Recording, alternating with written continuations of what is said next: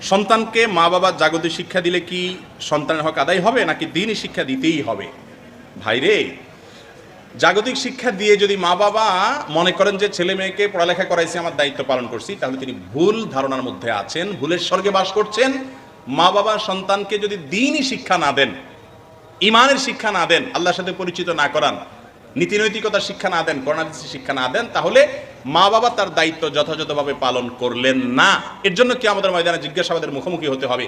আলহামদুলিল্লাহ, আপনাদের সিলেটে আমার জানা মতে অনেক দ্বীনি শিক্ষা প্রতিষ্ঠান গড়ে উঠেছে এবং উঠছে, যে প্রতিষ্ঠানগুলোতে আলহামদুলিল্লাহ জাগতিক শিক্ষা এবং ইসলামিক শিক্ষার সমন্বয় করার চেষ্টা করা হয়। এই যে আমার আলোচনার আগে দেখলাম যে ইংলিশে প্রেজেন্টেশন কত চমৎকার করে, এই ছেলে মেয়েগুলো যদি নীতি শিক্ষা পায়, পাশাপাশি জাগতিক শিক্ষা দেন, ইনশাআল্লাহ আপনার দিন দুনিয়া দুইটাই আলোকিত হবে, দুনিয়া আখিরাত দুইটাই আলোকিত হবে।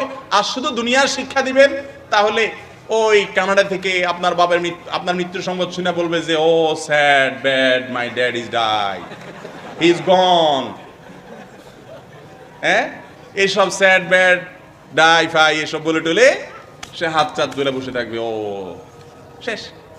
আর যদি দ্বীনের শিক্ষা দেন, নবী করিম সাল্লাল্লাহু আলাইহি সাল্লাম বলেছেন যে মানুষ মরার পরে সব আমল বন্ধ হয়ে যায়, তিনটা আমল খোলা থাকে। তার একটা হলো ওয়ালাদুন সালিহ ইয়াদউ লাহু, যদি নেক সন্তান রেখা যায়, দ্বীনি শিক্ষা দিয়ে যায়, এই ছেলে যে আল্লাহর কাছে দোয়া করে চোখের পানি ফেলে, স্যাড ব্যাড কয় না, কয় আল্লাহ আমার বাপরে মাফ করে দে, চোখের পানি ফেলে, এই দোয়া কবুল হয় মা বাবার জন্য। বুঝতে পেরেছেন? এই জন্য সন্তানকে দ্বীনি শিক্ষা দিবেন তো ইনশাআল্লাহ। ভাইরা আমার, কত মা বাপ দ্বীনি শিক্ষা দেন নাই, এরপরে সারা জীবন আফসোস করতেছেন যে ছেলে তো না একটা আস্ত অমানুষ হয়েছে, এই ছেলে না হয়তো তাও তো ভালো ছিল, মেয়ে না হয়তো তাও তো ভালো ছিল, এরকম বলে অনেক মা বাপ। আল্লাহ তাআলা আমাদেরকে দিন দুনিয়া উভয় জগতের কল্যাণ যেন আমরা সাধন করতে পারি সেই তৌফিক দান করুন। আমি মুনিরা আক্তার মুন্নি। আমার প্রশ্ন হলো, স্বামীর কাছে স্ত্রীর কি কি কোরআন হাদিস দ্বারায় হক আছে? এটাও তো লম্বা ওয়াজের বিষয় ভাই। স্বামীর কাছে স্ত্রীর হক আছে কি জানতে চাইছে কে মুনিরা আক্তার মুন্নি। খেয়াল করেন প্রশ্নটা, খেয়াল করেন। প্রশ্ন করছে একজন মহিলা, কি প্রশ্ন করছে? যে স্বামীর কাছে স্ত্রীর কি কি হক আছে, অধিকার আছে। আরে বাপরে বাপ ভাই, এই কথারে আব্দুল্লাহ জাহাঙ্গীর রহমাল্লাহ বলতেন, আমরা সবাই অধিকার সচেতন, কেউ কর্তব্য সচেতন না। অধিকার আদায় করেই ছাড়বো ইনশাআল্লাহ, কিন্তু আমার কর্তব্য একটু আদায় করব না। এই হলো আমরা সেই পাবলিক বাংলাদেশের মানুষ। বুঝতে পারছেন? নিজেরটা 16 আনা আর অন্যেরটা 1 আনাও না। আরে ভাই, প্রশ্ন তো হওয়ার দরকার ছিল, আমি একজন পুরুষ, আমার স্ত্রীর প্রতি আমার কি কি কর্তব্য আছে হুজুর বলেন, যাতে কোনো ত্রুটি না হয়, কিয়ামত দিন ধরা না খাই। আমি একজন নারী, আমার স্বামীর প্রতি আমার কি কি কর্তব্য আছে, যাতে কোনোটা না ছুটে বলে দেন, যাতে কিয়ামত দিন ধরা না পড়ি। এখন আমি জানতে চাই আমার কি কি অধিকার আছে, বলেন দেখি। বেটারে ধরবো একটু, হুজুর বলে দিছে এটা এটা অধিকারী, যে তালিকা হুজুরের ওয়াজ থেকে বাইর করছি, বেটা এটা এটা তুমি পালন করো না, এখন ধরবো এর। ভাই, উনি যদি অধিকার আদায় না করেন তাতে আপনার কোনো ক্ষতি হবে? কিন্তু আমরা নিজেদেরটা জানতে চাই। বউ শোনায় স্বামীরে হাদিস, কি হাদিস শোনায়? শুনছো আম্মা জান আয়েশাকে রাসূল করিম সাল্লাল্লাহু আলাইহি সাল্লাম মসজিদে নববীর আঙ্গিনায় ইথিওপিয়ানদের হাডুডু টাইপ কোন একটা খেলা দেখাইতে নিয়ে গেছেন।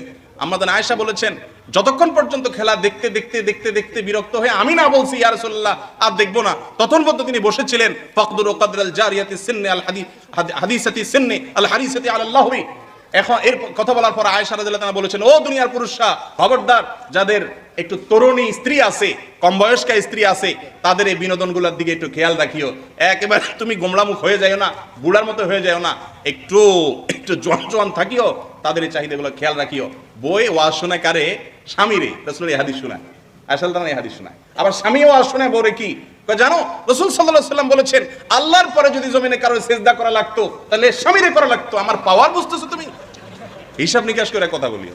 চিন্তা করেন, সবাই যার যার পক্ষের হাদিসগুলা বলে। আরে ভাই, যে ব্যক্তি আসলেই জান্নাত আর জাহান্নামের প্রতি ঈমান আনছে, আহা আমার জাহান্নামের আগুন থেকে বাঁচতে হবে, আমার কি কর্তব্য আছে আমি সেটা যেন ঠিক মতো করি। এই জন্য আমার কর্তব্যগুলো আমি জানবো। অধিকার যদি আমার বিপরীত এন্ডে যিনি আছে উনি আমাকে না দেন, তো উনি অপরাধী হবেন, আমার তো কোনো ক্ষতি হবে না। যাক, বোনটা প্রশ্ন করছে, কষ্ট করে উত্তর না দিলে কবে হুজুর প্রশ্ন তো উত্তর দিলই না, আরো আমার কতগুলো কথা শোনায় দিছে। যাক ভাই, কথা শোনানোর উদ্দেশ্য হলো আমাদের ভিতরে চেতনা সৃষ্টি করা, সঠিক বোধ সৃষ্টি করা।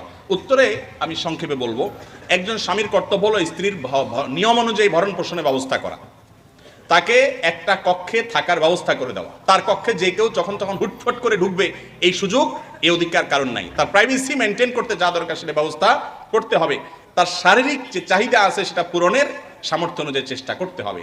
একাধিক স্ত্রী থাকলে সমতা বজায় রাখতে হবে, তার সাথে সদাচরণ করতে হবে। আল্লাহ বলেছেন ওয়াশিরুহুন্না বিল মারুফ, তোমরা তোমাদের স্ত্রীদের সাথে সুন্দরভাবে জীবন অতিবাহিত করো।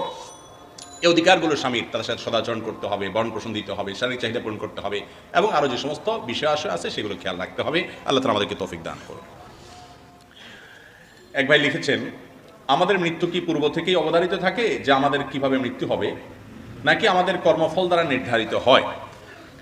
এর উত্তর হলো যে আল্লাহ রাব্বুল আলামিন কোরআনে হাকিমে বলেছেন, খামসুন লা ইয়ালামুহুন্না ইল্লাল্লাহ, পাঁচটি জিনিস আছে, এগুলোর ইলম, এগুলোর জ্ঞান, এগুলোর সম্পর্কে ধারণা আল্লাহ ছাড়া আর কারণ নাই। আর কেউ সেটা সম্পর্কে অগ্রিম বলতে পারে না, একমাত্র আল্লাহ জানেন। তার মধ্যে থেকে একটা হলো যে ওমা তাদরি নাফসুন বিআইয়ি আরদিন তামুত, কোন মানুষ জানে না কোথায় তার মৃত্যু হবে, কিভাবে তার মৃত্যু হবে, এটা মানুষ জানে না।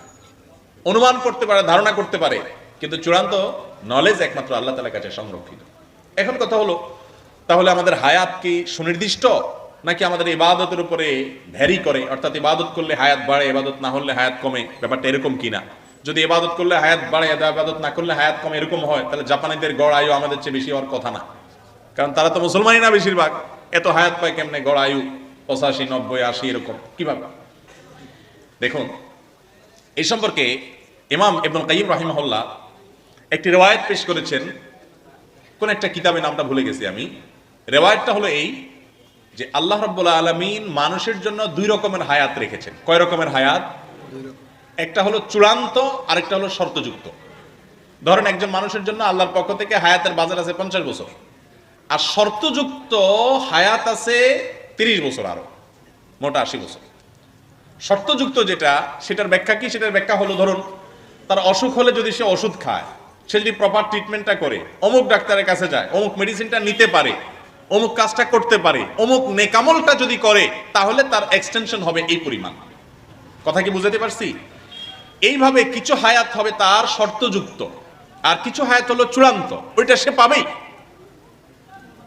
তো যেই ফেরেশতাকে আল্লাহ তাআলা সবকিছু লেখার নির্দেশ করেন, তাকদীরের যে লেখক ফেরেশতা দায়িত্বে থাকেন, তিনি কোনো মানুষের তাকদীর লেখার সময় আল্লাহ তার যে চূড়ান্ত হায়াত লিখেছেন এটা সে জানে, কিন্তু যেটা ঝুলন্ত রেখেছেন, শর্তযুক্ত রেখেছেন, আরো 30 বছর লেখো তার জন্য শর্তযুক্ত, শর্ত পূরণ করার উপরে নির্ভর করবে সে 30-এর পুরা পাবে না 50% পাবে না কতটুকু পাবে।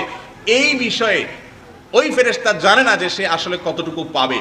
আল্লাহ তাআলার কাছে কোনো কিছুই অজানা না। আল্লাহ জানেন যে সব মিলিয়ে কোথায় সে দাঁড়াবে, কত বছর, কত দিন, কত সেকেন্ড, কত মিনিট সে পাবে, এসব বিষয় ধারণা আল্লাহর কাছে ঠিকই আছে।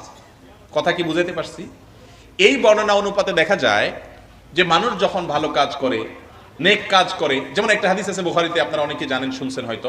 নবী করিম সাল্লাল্লাহু আলাইহি ওয়াসাল্লাম বলেছেন, মান সাররাহু আন ইউবসাতা লাহু রিজকুহু ওয়া ইউনসা আও ইউনসা লাহু ফি আথারিহি ফালইয়াসিল রাহিমাহ। যে ব্যক্তি চায় তার রিজিক বাড়ায় দেয়া হোক, হায়াত বাড়িয়ে দেয়া হোক, সেজন্য আত্মীয়তার সম্পর্কগুলো খুব ভালো করে শক্ত করে। যে ব্যক্তি আত্মীয়দের সাথে সম্পর্ক যত ভালো থাকবে, তার হায়াত তত বাড়বে।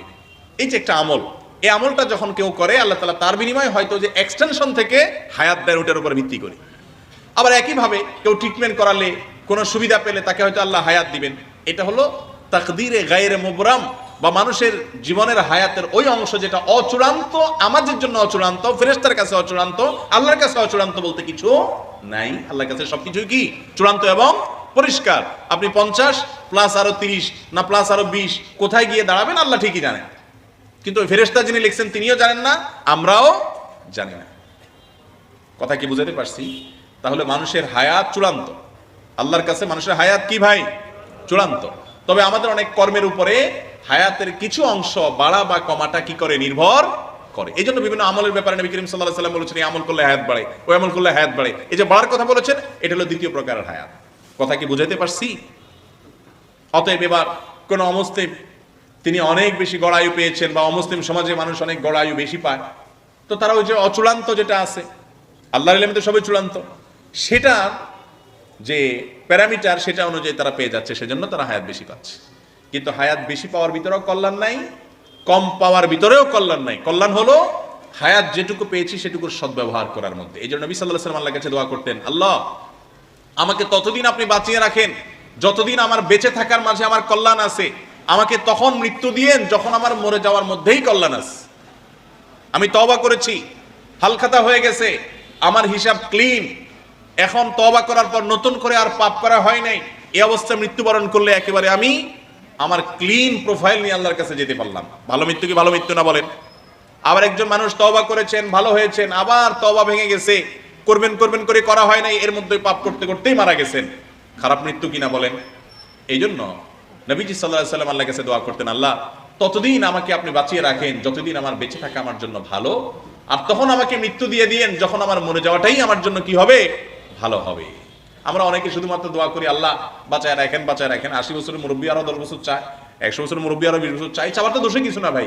যদি নিয়ত থাকে আরো 10 বছর থেকে আরো কিছু ইবাদত আল্লাহর করে আমল নামাটাকে আরো ভারী করে নিয়ে যেতে চাই নেক আমলকে, তাহলে সেই উদ্দেশ্যে হায়াত চাওয়াটা দোষের কোনো কিছু না। কিন্তু সুন্নাত হলো ওই দোয়া করা যে দোয়া নবী সাল্লাল্লাহু আলাইহি ওয়াসাল্লাম করেছেন, যতদিন কল্যাণ হয় ততদিন হায়াত দেওয়া। আল্লাহ তাআলা আমাদেরকে বোঝার তৌফিক দান করুন। এরপরে প্রশ্ন হলো, নামাজে মনোযোগ সৃষ্টির উপায়সমূহ কি কি? এই প্রশ্ন আজ হাজারো মানুষের। নবী করিম সাল্লাল্লাহু আলাইহি ওয়াসাল্লাম বলেছেন, কিয়ামতের আগে এমন একটা সময় আসবে যখন মসজিদ ভর্তি মুসল্লি হবে, কিন্তু একজনেরও নামাজে কি থাকবে না? মনোযোগ থাকবে না।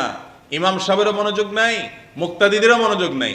ইমাম সাহেব 4 রাকাত নামাজের জায়গায় 3য় রাকাতে বসে সালামও ফিরে ফেলছে, মুসল্লিদের খবর নাই। এক মুসল্লি দাঁড়ায় বলতেছে, হুজুর রাকাত একটা কম হয়েছে আজকে। এত বড় সব মানে সাহস তোমার, এতগুলো মানুষ মসজিদ ভর্তি আমরা কেউ টের পেলাম না, তুমি একেবারে নিশ্চিত হয়ে বলে দিলা যে রাকাত একটা কম হয়েছে।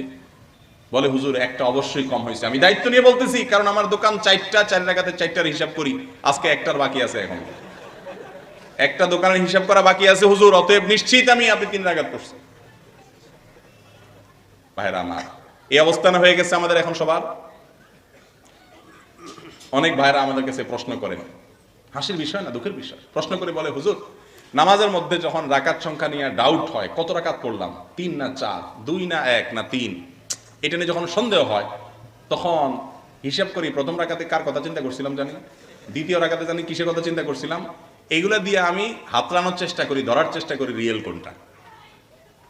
এর দ্বারা বোঝা যায় যে আমাদের আজ সেই সময় চলে এসেছে, যেই সময়ের কথা আমাদের প্রিয় নবীজি বলে গেছেন সেই 1450 বছর আগে, যে একটা সময় আসবে মসজিদ ভর্তি মুসল্লি হবে, কারোর নামাজে মনোযোগ থাকবে না। ভাইরা আমার, এটা একটা ব্যাধিতে পরিণত হয়েছে, এটা মৃত নামাজ।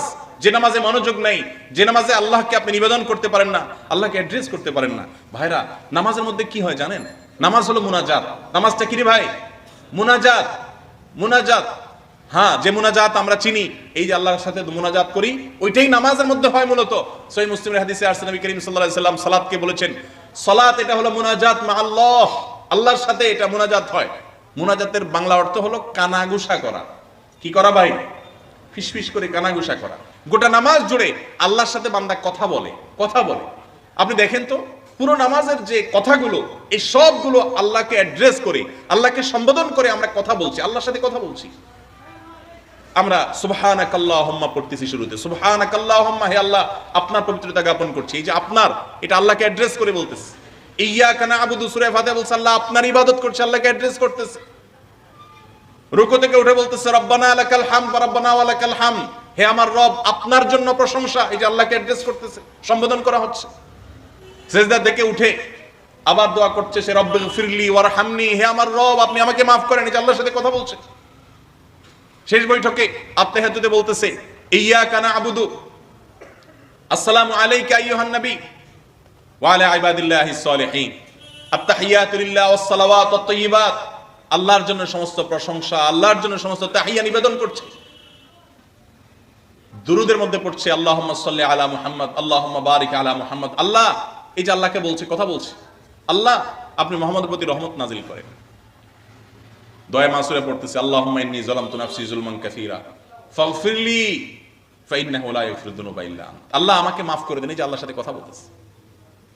গোটা নামাজের শুরু থেকে শেষ পর্যন্ত আমি চেষ্টা করলাম দেখানোর, প্রতিটা পার্টে পার্টে আল্লাহর সাথে বান্দা কি করে কথা বলে। এই জন্য এটা হলো কথোপকথনের একটা সুযোগ। কার সাথে? প্রাইম মিনিস্টারের সাথে না, কোনো প্রেসিডেন্টের সাথে না, পৃথিবীর কোনো ক্ষমতাধর ব্যক্তির সাথে না, দুনিয়ার সমস্ত রাজাদের রাজা, সমস্ত রাজারা যার সৃষ্টি, কুদরতি ক্ষুদ্র সৃষ্টি, সেই মহান রব্বুল আলামিনের সাথে আপনি কথা বলছেন, আর আপনার মনোযোগ অন্য জায়গায়। কত জঘন্য বিষয় এটা বলেন। আপনি আসছেন কমিশনার সাহেবের কাছে, আপনার একটা কাজ আছে, আপনি ওনার সাথে দাঁড়ায় কথা বলতেছেন, ভাই আপনার কাছে আমার এই কাজটা আছে, কিন্তু কথা বলতে গিয়ে ওনার সাথে 10 মিনিটে 5 বার ওনাকে বলছেন ভাই, সম্বোধন করে আপনি তাকে কথা বলছেন, বাট আপনার মন অন্য জগতে আছে, এটা বুঝাই যাচ্ছে। আপনি আরেক দিকে তাকায় তাকায় চা খাইতে খাইতে বলতেছেন ভাই, এভাবে 5-7 বার করছেন, কি বলেন, মায়ের একটাও নিচে পড়বে? এটা কি কোনো ভদ্রলোকের কাজ মনে করা হবে বলেন? তাহলে গোটা নামাজ জুড়ে আপনি মুখে বলতেছেন আল্লাহুম্মা ইন্নী যালামতু নাফসি, ও আল্লাহ আমার প্রতি আমি জুলুম করেছি, আপনার মন আছে অন্য জগতে। এটা আল্লাহর শানে বেয়াদবি কি বেয়াদবি না বলেন? নামাজের মধ্যে আজ আমাদের মনোযোগ নেই। এই মনোযোগ না থাকার অনেক কারণ আছে। মনোযোগ সৃষ্টি করার উপায়গুলো, এগুলো অনেকগুলো পয়েন্ট বলতে হবে। সংক্ষেপে কয়েকটা পয়েন্ট এই মুহূর্তে যেগুলো মাথা আছে বলে দিচ্ছি। 1 নম্বর হলো, নামাজের মধ্যে কি পড়েন, কি বলেন, সেটার অর্থটা বোঝার চেষ্টা করবেন। দেখবেন ইনশাআল্লাহ মনোযোগ একটু হইলেও আসবে। যখনই অর্থের দিকে মনোযোগ যাবে, সাথে সাথে আপনার মনে হবে আমি আল্লাহর সাথে কথা বলতেছি। আমি কিভাবে এই সময় অন্য কথা চিন্তা করি। দুনিয়ার মানুষের সামনে কথা বললে, অন্য মনস্ক হয়ে কথা বললে সেটা যদি দোষণীয় হয়, একজন ভিখারি তিনি কারোর কাছে ভিক্ষা চাচ্ছে, আর এদিকে আরেকজনের সাথে দুষ্টামি করতেছে, অন্য মনস্ক হয়ে আছে, তাকে যে কেউ ভিক্ষা দিবে না। আমি আল্লাহকে বলতেছি আল্লাহুম্মা ইন্নী যালামতু নাফসি, আমার মন আছে অন্য জগতে, আল্লাহ আমাকে অবশ্যই ক্ষমা করার কথা না। আপনি যখন অর্থটা জানবেন, তখন আপনার মধ্যে এই চেতনা জাগ্রত হবে। এই জন্য নামাজে মনোযোগ আনার একটা অন্যতম বুদ্ধি হলো একেবারে আল্লাহু আকবার থেকে আসসালামু আলাইকুম ওয়া রাহমাতুল্লাহ পর্যন্ত কি বলেন, এই কথাগুলোর বাংলা অর্থটা জেনে নেবেন। কথা কি বুঝাতে পারছি? আমরা ইনশাআল্লাহ কোন একটা ভিডিওতে চেষ্টা করব সালাতে আমরা কি পড়ি, কি বলি, সেটার অর্থটা আপনাদেরকে বোঝানো ইনশাআল্লাহ। 1 নম্বর কাজ। 2 নম্বর কাজ হলো, নামাজে মনোযোগ সৃষ্টির জন্য নামাজের যথেষ্ট আগে থেকে অন্য সব জগৎ থেকে বিচ্ছিন্ন হয়ে আল্লাহর সাথে কানেক্টেড হওয়ার চেষ্টা করতে হবে। সালাত হলো কানেকশন। কিরে ভাই, এটা কানেকশন, আল্লাহর সাথে কানেক্টেড হওয়ার চেষ্টা করা। এখন আপনি যদি নামাজের আগ মুহূর্তেও মোবাইল টিপেন, তাহলে আল্লাহর সাথে কানেকশন তো হবে না। কানেকশন সৃষ্টি হওয়ার জন্য সালাতের আগে থেকে মনোযোগী হওয়ার জন্য চেষ্টা করতে হবে। দেখেন প্রত্যেক ফরজ নামাজের আগে পরে প্রায় সুন্নাত নামাজ আছে না নাই? কেন? এটা রিহার্সেল, এটা ওয়ার্ম আপ, এটা প্রস্তুতিমূলক, যাতে করে আপনার মূল নামাজে ঢোকার আগে আপনি প্রস্তুতি নিয়ে নিজেকে ওই মূল নামাজের জন্য প্রস্তুত করতে পারেন। মনটাকে যাতে আপনি নামাজের দিকে পরিপূর্ণ রাখতে পারেন। এজন্য অন্য কিছু থেকে বিচ্ছিন্ন হয়ে সুন্নতের মাধ্যমে ট্রায়াল দিচ্ছেন যাতে ফরজে ঠিক থাকে। আর আমরা সুন্নত শেষ করে আবার মোবাইল বাইর করে ফেসবুকে দেখে লাইক কয়টা পড়ছি। এ রোগ আছে না নাই আমাদের মধ্যে? আল্লাহ আমাকে আপনাকে হেফাজত করুন ভাইরা আমার। তো এই জন্য নামাজের আগে অন্য মনস্ক হওয়ার যত মাধ্যম আছে সেগুলো থেকে বিচ্ছিন্ন হতে হবে। দেখেন, আপনি নামাজকে রাসূল সাল্লাল্লাহু আলাইহি ওয়াসাল্লাম বলেছেন আল্লাহর সাথে কথা বলা। কথা বলার জন্য, আল্লাহর সাথে কথা বলার জন্য নেটওয়ার্কটা খুব স্ট্রং হইতে হবে, তাই না? কানেকশনটা খুব ভালো হইতে হবে।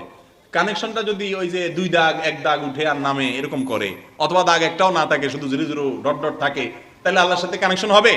আর কানেকশন না হলে কথা বলাও হবে না। আপনার আবেদন আল্লাহ কিভাবে মঞ্জুর করবেন? আদৌ করবেন কিনা আল্লাহু আলাম। একেবারে টনটনা 4G নেটওয়ার্ক যদি চান, পরিপূর্ণ মনোযোগ আল্লাহর সাথে হইতে হবে, স্মরণ করার চেষ্টা করতে হবে। আমি এক ভাইকে দেখছি জীবনে, যিনি সাধারণ শিক্ষিত মানুষ, তার 2 রাকাত নামাজে মিনিমাম 10 থেকে 15 মিনিট সময় লাগে। 4 রাকাতে 15-20 মিনিট সময় লাগায় দেন এমনি। কখনো কখনো হালকা এদিক সেদিক হতে পারে, কিন্তু সাধারণত এরকমই তিনি নামাজ পড়েন। 1 দিন না 2 দিন না, বহুদিন দেখছি আমি এরকম। তো আমি একদিন জিজ্ঞেস করলাম, ভাই আমিও তো এত নামাজে এত সময় দেই না, আপনি এত দীর্ঘ সময় নিয়ে নামাজ পড়েন, ব্যাপার কি?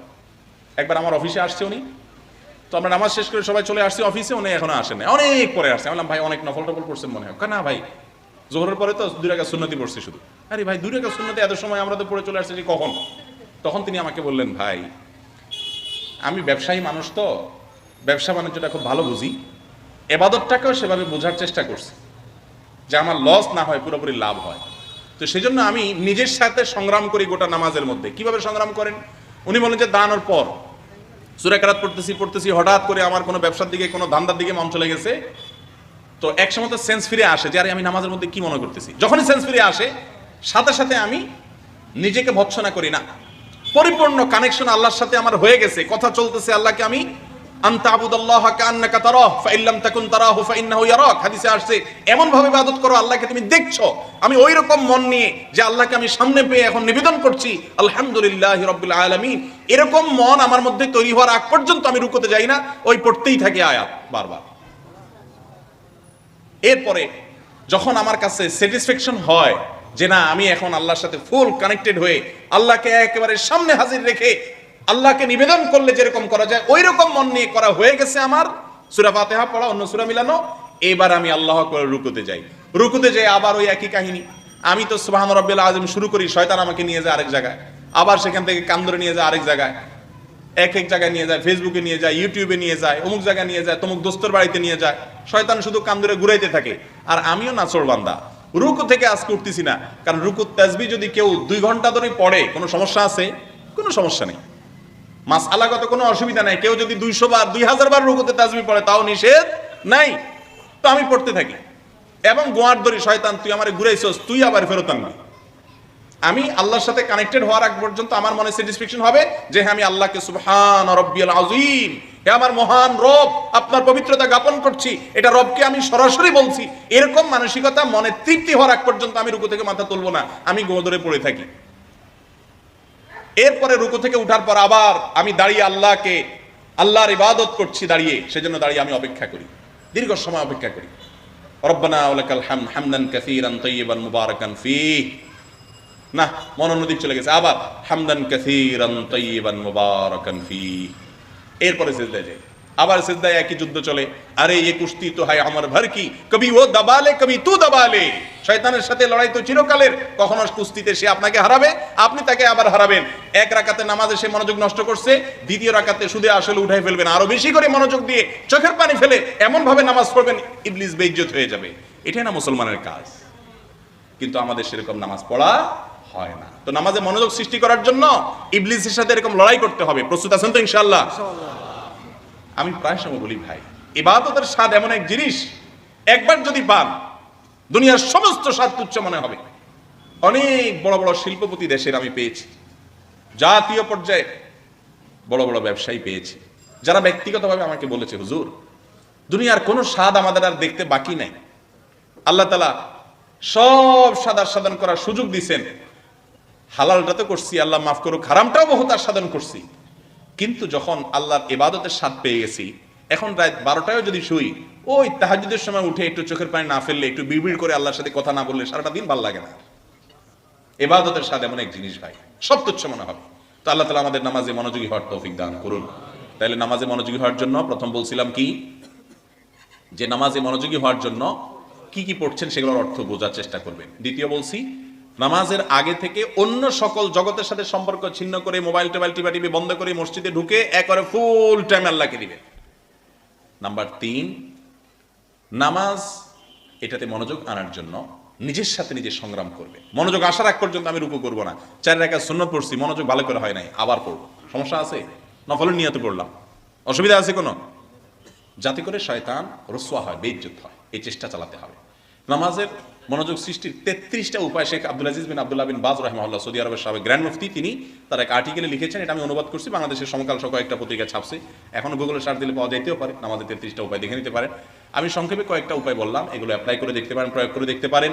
আল্লাহ তাআলা আমাদের সকলকে সালাতে মনোযোগী হওয়ার তৌফিক দান করুন।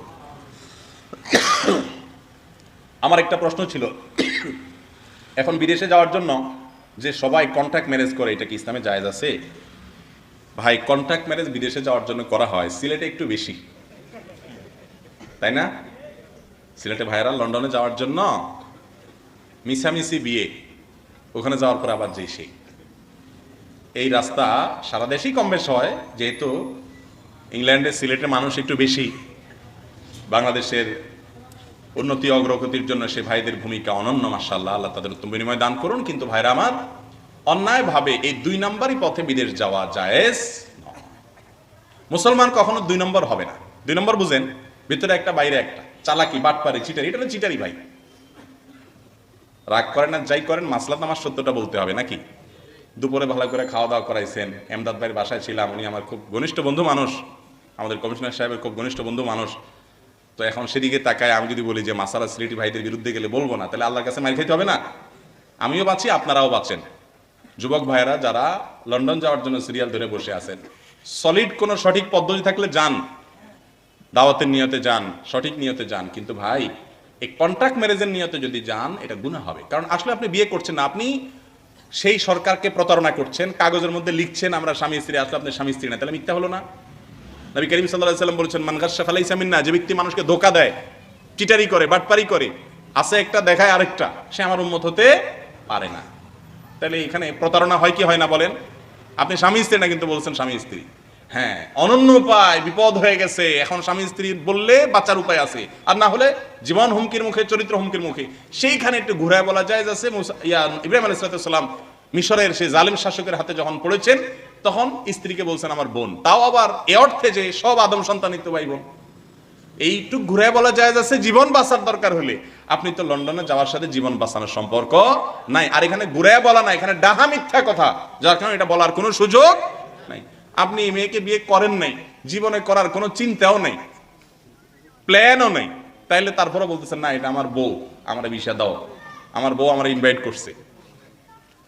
এই কথা বললে কি হবে ভাই? মিথ্যা এবং প্রতারণা হবে। তবে এইভাবে যদি কেউ বিদেশ যায় আর সেভাবে যাওয়ার পর তিনি উপার্জন করেন সারা জীবন, তার সে সারা জীবন উপার্জনটা হারাম হবে না যদি সে হালাল কাজ করে উপার্জন করে। কারণ সেখানে শ্রম দিয়ে পারিশ্রমিক নিয়েছেন, সেটা ভিন্ন হিসাব। কিন্তু যাওয়ার সময় যে 2 নম্বরই করছেন, এটা একটা গুনাহ হয়েছে। যারা আগে করে ফেলছেন তারা আল্লাহর কাছে তওবা করবেন। আর যারা এখনো যাওয়ার চিন্তা করতেছেন এরকম রাস্তায়, তারা চিন্তা করতেছেন তওবার রাস্তা যখন খোলা আছে, আমিও যাই তওবা করে নিবনি। কি বলেন? এই 2 নম্বরই করবেন। একজনের বাড়িতে মলম আছে, কাটা জায়গা লাগাইলে সাথে সাথে রক্ত বন্ধ হয়ে যায়, এই জন্য সে চাকু নিয়ে একটু পর পর ডাইনাত কাটে, বামাত কাটে, আর মলম লাগায়। এটা কি বলবেন আপনি? মাথা ডিস্টার্ব আছে না নাই? তওবা করলে আল্লাহ মাফ করবে, অতএব আমি ঠান্ডা মাথায় গুনাহ করলাম আবার তওবা করলাম, এর অবস্থা একই রকম না? দেখেন, জান্নাত তো এত সহজ জিনিস না ভাই, মায়ের হাতের মোয়া না তো। অনন্ত অসীমকালের সুখের জায়গা পাবেন, কিন্তু আপনি একটু ত্যাগ করতে পারবেন না। সব ল্যাপসেপ দিয়ে 2 নম্বরই করে এরপরে বলবেন যে আল্লাহ মাফ করে দিবে। আরে ভাই, আল্লাহ তো মাফ করবে, কিন্তু আগে ভাগে আপনি 2 নম্বরই করে প্রস্তুতি নিচ্ছেন আল্লাহর কাছে মাফ চাই নিব, মাফ পাবেন যে সে গ্যারান্টি কোত্থেকে পেলেন আপনি? এই জন্য 2 নম্বরই করবেন না ইনশাআল্লাহ, ঠিক আছে তো? তাহলে তো লন্ডন যাওয়া হবে না অনেকে। না হোক, না হলে কি আমরা মরে যাবো নাকি? ইনশাআল্লাহ 2 নম্বরই করা যাবে না। অনন্য উপায় হলে তখন সে একটু ঘুরে বলতে পারে, তাও ডাহা মিথ্যা কথা বলার সুযোগ নাই। জীবন রক্ষার জন্য শুধু হতে পারে। আল্লাহ আমাদেরকে হেফাজত থাকার তৌফিক দান করুন। আমি মোহাম্মদ আফরাজ আফগান সোহাগ, একজন পুলিশ সদস্য। বর্তমানে আমি যে অবস্থানে আছি সে অবস্থানে আমাকে শরিয়া বিরোধী কোনো কাজ করতে হয় না। আমি দায় রেখেছি, সালাত আদায়েও কোনো সমস্যা হয় না। ঘুষ, জুলুম ইত্যাদি হারাম কাজ থেকে বেঁচে থাকার চেষ্টা করি। এই অবস্থা আমার চাকরি করা জায়েজ হবে কিনা? আরে ভাই, চাকরি করা জায়েজ হয় মানে আপনার চাকরি করা বিরাট বড় সওয়াবের কাজ হবে ইনশাআল্লাহ। কেন সওয়াবের কাজ হবে জানেন? কারণ যেই জায়গায় অনিয়ম, বিশৃঙ্খলার ভয় আছে, লোভ আছে, একটু 2 নম্বরই করলেই অবৈধ উপার্জন করা যায়, সেখানে একজন ভালো মানুষ থাকা মানে হলো হাজারো মানুষকে ন্যায় বিচার পেতে সাহায্য করা, হাজারো মানুষ বিপদগ্রস্ত মানুষের পাশে দাঁড়ানোর সুযোগ থাকা, হাজারো অন্যায়কারী অপরাধীকে শাসনের আইনের হাতে আনার সুযোগ পাওয়া। এরকম সুযোগ যদি কোনো ভাই পান, তিনি ছাড়বেন না। এটা আল্লাহর পক্ষ থেকে নেয়ামত যে আপনার কোনো হারাম করা লাগে না, আপনি আল্লাহর রহমতে হকালি চলতে পারতেছেন, আপনি মানুষকে উপকার করার সুযোগ পাচ্ছেন। আমি তো প্রায় বলি ভাই, পুলিশের চাকরি যারা করেন, সাংবাদিক ভাইরা যারা আছেন, এরা এমন একটা পলসরাতের মধ্যে দাঁড়ায় আছে, যদি ভালো করে দাঁড়ায় থাকতে পারে তাহলে জান্নাত পার হয়ে গেল, আর যদি পড়ে যায় তো নিচে জাহান্নাম। ডু অর ডাই, এই জায়গায় তারা থাকে। কারণ একটু 2 নম্বরই করলেই সব শেষ, অনেক মানুষের ক্ষতি করলেন, ধ্বংস হয়ে গেলেন আপনি। আর যদি সলিড থাকেন, তাহলে আপনি যে ন্যায় নিষ্ঠা সমাজে প্রতিষ্ঠা করতে পারবেন, আমার মতো হাজারো মৌলবী সেটা নাও পারতে পারে। ঠিক না? আমি ঠিক। এই জন্য এই ধরনের কাজ করার যদি সুযোগ থাকে ন্যায়নিষ্ঠভাবে, অবশ্যই সেটা করা উচিত। এরপর প্রশ্ন হলো, নিজের দোয়া নিজে করা উত্তম নাকি ভালো কোনো আলেমের মাধ্যমে করানো উত্তম? ভাই, দোয়ার 3টা ফরম্যাট আছে। দোয়ার কয়টা ফরম্যাট আছে? 3টা। দোয়ার ফরম্যাট নম্বর 1, নিজে নিজে আল্লাহর কাছে দোয়া করা। এটা হলো সাধারণ নিয়ম। আল্লাহ বলেছেন, উদউনি আস্তাজিব লাকুম, তোমরা আমার কাছে দোয়া করো, আমি তোমাদের দোয়া কি করব? কবুল করব। আপনি দোয়া করলেন সরাসরি আল্লাহর কাছে। এটা হলো দোয়ার মেইন ফরম্যাট, নিজেরটা নিজে দোয়া করা, এটা হলো মূল। দোয়ার আরেকটা ফরম্যাট হলো অন্যদের কাছে দোয়া চাওয়া। ভাই, আপনি বড় ভাই আমার জন্য একটু দোয়া করিয়েন। ভাই, আপনি হুজুর মানুষ, ইমাম সাহেব মানুষ, আপনি নেককার মানুষ, গুনাহ কম হয়েছে আপনার আমার চাইতে আশা করি, তো আপনি একটু আমার জন্য দোয়া করিয়েন। এভাবে অন্যদের কাছে দোয়া চাওয়া এটাও সুন্নাহ দ্বারা সাবিত। আবু হুরায়রা রাদিয়াল্লাহু তাআলা আনহুর মা, তার জন্য নবী করিম সাল্লাল্লাহু আলাইহি ওয়াসাল্লামের কাছে তিনি এসে দোয়া চেয়েছেন, নবীজি দোয়াও করেছেন, কবুলও হয়েছে, ইসলামে চলে আসছেন। তাহলে অন্য আলেম ওলামা, দিনদার বা হুজুর বা মুরব্বী বা সমবয়স্ক বা অন্য যে কারোর কাছে দোয়া চাওয়াতে কোনো অসুবিধা নাই, এটাও ঠিক আছে। 3 নম্বর হলো দোয়া করানো। এই করানোর মানে হলো এটার জন্য পয়সা লাগে। করানো মানে কি? পয়সা লাগে। পয়সা লাগা বুঝেন? মানে বাজেট লাগে, বাজেট। দোয়া চাইতে কি টাকা লাগে? দোয়া চাইলে বলে ভাই দোয়া চাইছেন পয়সা দেন, এরকম কেউ বলে? কিন্তু দোয়া করাইতে হলে কিছু মিষ্টি লাগে, কিছু জিলাপি লাগে, হ্যাঁ, হুজুরের হাদিয়া লাগে, আগরবাতি লাগে, তারপরে ওই যে গোলাপ জল লাগে। এটা বাজেট লাগে কি লাগে না বলেন? দোয়া করানোর জন্য টাকা লাগে না? দোয়া করতে টাকা লাগে? চাইতে টাকা লাগে? লাগে না। এই করানোটা দুনিয়ার জন্য দোয়া করাইয়া টাকা পয়সা দিলেন, এটাকে জায়েজ বলছেন ওলামা ইকরাম অনেকে। কিন্তু মানুষ মারা গেছে, সেটার জন্য আপনি হুজুর বলেন, হুজুর আমার বাপ মরে গেছে, একটু দোয়া করে দেন। হুজুর কয়েকজন মানুষ নিয়ে কান্দা কেটে দোয়াটা করে দিল, হুজুরের কিছু পয়সা দিলেন, করে দিলেন। আমি বলি যে আপনার আমসালা দুইটাই গেছে। আমসালা দুইটা কেমনে গেছে আমি বলি, কারণ পয়সা দিয়া আখিরাতের কোনো কাজ এভাবে আদায় করার সুযোগ নাই। আপনার পয়সাটা লস, আর দোয়াটা তো কাজে আসবেই না, কারণ হুজুরও পয়সার জন্যই করছে, এটা তো কাজে আসবেই না। তাহলে আমও গেল, কি লাগো, সালাও গেল। হ্যাঁ, আখিরাতের বিষয়ের জন্য হুজুর কাছে বলুন, হুজুর দোয়া করেন, দোয়া করাবেন। দোয়া করাবেন মানে হুজুরের কাছে দোয়া চাইবেন। দোয়া চাওয়ার পর আপনি আগে পরে অন্য কোনো সময় হুজুরের হাদিয়া দিবেন। আমি প্রায় বলি আলেমুল আমাদেরকে একটু দোয়া করায়, আপনি মানে কি জানি বলে, সেটার একটা স্বার্থ কিছু খাওয়াইয়াও আপনি স্বার্থ আদায় করবেন যে হুজুর দোয়া করেন। অনেক সময় দেখা যায় অনেকে বাড়িতে দাওয়াত টাওয়াত খাওয়াইয়া হুজুর বলে, হুজুর এবার হাত তোলেন, খানা শেষ এবার কি করেন, হাত তোলেন। আপনার পেটে না খানা ঢুকছে, কাম করেন, কাম করেন, হাত তোলেন। ভাই এটা কি দোয়া হইলে এটা দোয়ার নামে তামাশা? আরে ভাই, আপনি যখন একজন হুজুরে খাওয়াইবেন, বলা লাগবে দোয়ার জন্য? বেটা খানার চোটে বুক ফাইটটা দোয়াতে এমনি বাইরে হবে, কি বলেন? এ ভাই, খানার তো কথা বলে, খানায় কথা বলে না, মারাত্মক কথা বলে। আপনি ধৈরা মইরা কারোর সাথে মনোমালিন্য আছে, কোন রকম বাইন্দা মধ্যে একটু খাওয়ায় যদি দিতে পারেন, দেখবেন কথা বলে, চেহারার মানচিত্রের চেঞ্জ হয়ে গেছে। সেখানে হুজুরটা যখন খাওয়াই দিবেন, একটু ভালাবুরা খাওয়াইলেন, হাদিয়া তোফা দিলেন, আবার বলা লাগবে হুজুর দোয়া করেন। হুজুর তো এমনি দিল থেকে দোয়া করবেন। এন আপনি যদি পারিশ্রমিক দেন, দিয়া শ্রম আদায় করেন, এটা অখরবি কোনো বিষয়ে জায়েজ নাই। কথা কি বুঝাতে পারছি? এটা করবেন না। মা বাবাকে সন্তুষ্ট রাখার উত্তম মাধ্যমগুলো কি কি? মা বাবাকে সন্তুষ্ট রাখার মতো এই যুগে কঠিন কাজ খুব কম আছে, কারণ এই যুগের যুবকরা, ইয়ো যুবকরা, তারা চায় যে একটু তিরিং বিরিং করবো, লাফালাফি করব। আমি চাই বার্গার খাইতে, বাপে কয় কাঁঠাল খান, হইলো? যুবকরা এখন কি খাইতে চায় না? কাঁঠাল আর আম খাইতে, দেশি জিনিস খাইতে চায় না, বার্গার খাবো, ফাস্ট ফুড খাবো। আমি চাই 3/4 প্যান্ট পরতে, বাপে কয় না লুঙ্গি পর, বনে না, তাই না? মা বাপ যা বলে সব উল্টাপাল্টা মনে হয়। এর কারণ হলো ওই যে যুবকরা বিভ্রান্ত হয়ে গেছে। সমাধানের পথ হলো একটাই, ইসলামের পথে তাদেরকে আনতে হবে। তাহলে মা বাবা দেখবেন ঘরটা জীবন্ত জান্নাত হয়ে গেছে, জীবন্ত জান্নাত হয়ে গেছে। তো মা বাবাকে সন্তুষ্ট করার জন্য সর্বপ্রথম কথা হলো যে তাদের সকল বৈধ নির্দেশ পালন করতে হবে, সকল বৈধ নির্দেশ পালন করতে হবে।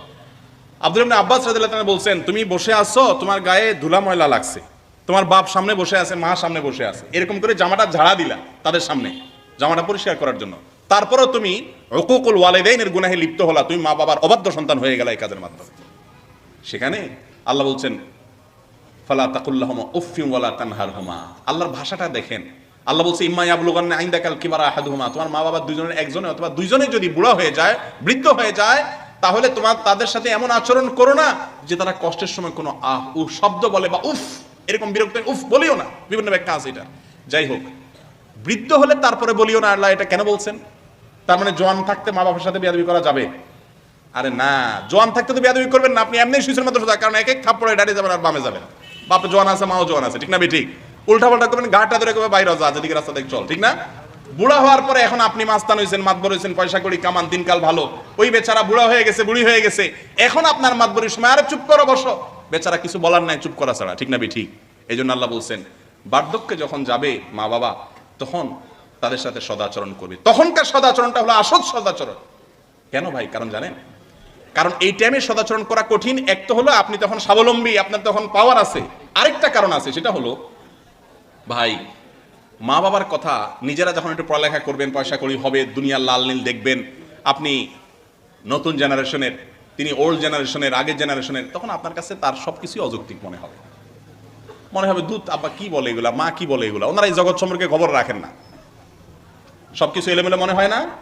আল্লাহু আকবার। আর সেজন্যই আল্লাহ রাব্বুল আলামিন বলেছেন, ইম্মা ইয়াবলুগান্না ইনদাকাল কিবারা আহাদুহুমা আও কিলাহুমা ফালা তাকুল লাহুমা উফিন ওয়ালা তানহারহুমা। মা বাবা যখন বার্ধক্যে যাবে, তারা অনেক কথা বলবে যেটা তোমার কাছে অযৌক্তিক মনে হবে, আসলেও অযৌক্তিক, বয়স হয়ে গেছে, উল্টাপাল্টা বলে, কিন্তু এই টাইমে তুমি তোমার ঈমানের পরীক্ষা দিতে হবে। খবরদার, শিশুর মতো হয়ে থাকতে হবে এই টাইমে, তাহলেই জান্নাত। রিদার রাব্বি ফি রিদাল ওয়ালিদাইন ওয়া সাখাতুর রাব্বি ফি সাখাতিল ওয়ালিদাইন। রবের সন্তুষ্টি মা বাবার সন্তুষ্টির মধ্যে নিহিত, আর মা বাবা অসন্তুষ্ট তো রব অটোমেটিক অসন্তুষ্ট, নামাজ কালাম যতই পড়া লাভ হবে না। কথা কি বুঝতে পারছি? আল্লাহ তাআলা আমাদের মা বাবার অনুগত সন্তান হওয়ার তৌফিক দান করুন। আপনার বাপ মা তারা নেটের যুগের মানুষ না, বুঝে না, যা বলে সব অযৌক্তিক বলে, আপনার কাছে মেজাজ গরম হয়। আপনি যখন বুড়ো হবেন, আপনার সন্তান আরো আপডেটেড হবে, আপনার চেয়ে আরো আপ টু ডেট হবে, তাদের কাছে আবার ওই সময় আপনারটা অযৌক্তিক মনে হবে। আপনি যদি আপনার বাপের জুতাটা সোজা করেন, আপনার ছেলে আপনার জুতার উপরে বড় হওয়ার পরে পাও দিতে বিবেকে বাঁধবে, কারণ সে দেখেছে তার দাদার প্রতি আপনি কি করেছেন। বুঝতে পারছি? আল্লাহ তাআলা আমাদেরকে মা বাবার অনুগত সন্তান হওয়ার তৌফিক দান করুন। তাদের সকল বৈধ নির্দেশগুলো মানবেন, এতেই তারা সন্তুষ্ট থাকবেন। ধমক দিয়ে কথা বলবেন না, রাগ করে কথা বলবেন না, শিশু হয়ে থাকবেন। ডক্টর খন্দকার আব্দুল্লাহ জাহাঙ্গীর রাহিমাহুল্লাহর মৃত্যুর পরে তার মা সাক্ষাৎকারে তিনি বলেছিলেন, এক পত্রিকা নিউজ আকারে লেখা হয়েছিল, তিনি বলেছেন যে আমার আব্দুল্লাহ একেবারে মরণ পর্যন্ত আমার কাছে একটা ছোট দুধের শিশুর মতো, ছোট 2 বছর 3 বছরের শিশুর মতো সে আমার কাছে থাকতো। কখনো বড় হয়েছে সে, এটা বোঝা যাইতো না, এরকম কাচুমুচু করে আমার সামনে থাকতো। এটা হলো আদর্শ সন্তান। আল্লাহ তাআলা আমাদেরকে সেরকম আদর্শ সন্তান হওয়ার তৌফিক দান করুন। সবার প্রতি সুধারণা পোষণ করব কিভাবে? সবার প্রতি সুধারণা পোষণ করার জন্য একটা বড় বুক লাগে, একটা বড় মন লাগে। বড় মন বুঝেন? আমার ভাই একটা ভুল করছে, শয়তান বলবে যে দেখছো কত খারাপের খারাপ। আপনার বড় মন থাকলে আমি বলবেন না, কেন খারাপ হবে, এটা এরকমও তো হইতে পারে, আমি যেটা মনে করতেছি এটা ছাড়া ভিন্ন কিছু হতে পারে। একটা মেয়ের সাথে তাকে যেতে বলছি, দেখছি এই মেয়েটা হয়তো তার মাহরাম কেউ হতে পারে, এই মেয়েটা হয়তো কোনো বিপদে পড়ছে, সে হেল্প করতে পারে। ইতিবাচক চিন্তা করা যায় কি যায় না? প্রত্যেকটা নেতিবাচক কাজকে ইতিবাচক ভাবে দেখার সুযোগ আছে, কিন্তু এটার জন্য একটা বড় মন লাগে। আর ছোট লোক হলে ভালো জিনিস দেখার পরে বলে কেন বলছে, আরে নিশ্চয়ই কোনো ধান্দা আছে। একটা হলো সতর্কতার জন্য, নিজে বুঝার জন্য, সেটা আরেক জিনিস, কিন্তু আরেকজনের চরিত্রে কালিমা দেওয়ার সম্পর্কে আল্লাহ বলেছেন তাহসাবুনাহু হাইয়িনা ওয়া হুয়া ইনদাল্লাহি আযীম। আমাদের আয়েশা সম্পর্কে রাদিয়াল্লাহু তাআলা আনহা সম্পর্কে যখন জঘন্য মিথ্যাচার করেছিল মুনাফিকরা, তখন আল্লাহ বলেছেন তোমরা মনে করো এটা ছোট্ট ব্যাপার, আরেকজনের উপর একটা সামান্য মন্তব্য করছে, ওয়া হুয়া ইনদাল্লাহি আযীম, অথচ এটা আল্লাহর কাছে বিশাল বড় অপরাধ। এজন্য মানুষের সম্পর্কে সুধারণা পোষণ করতে হবে। আল্লাহ আমাদেরকে তৌফিক দান করুন। হাদা ওয়া সাল্লি ওয়া সাল্লিম আলা নবিয়িনা মুহাম্মদ ওয়া জাযাকুমুল্লাহু খাইরান। আসসালামু আলাইকুম ওয়া রাহমাতুল্লাহি ওয়া বারাকাতুহু।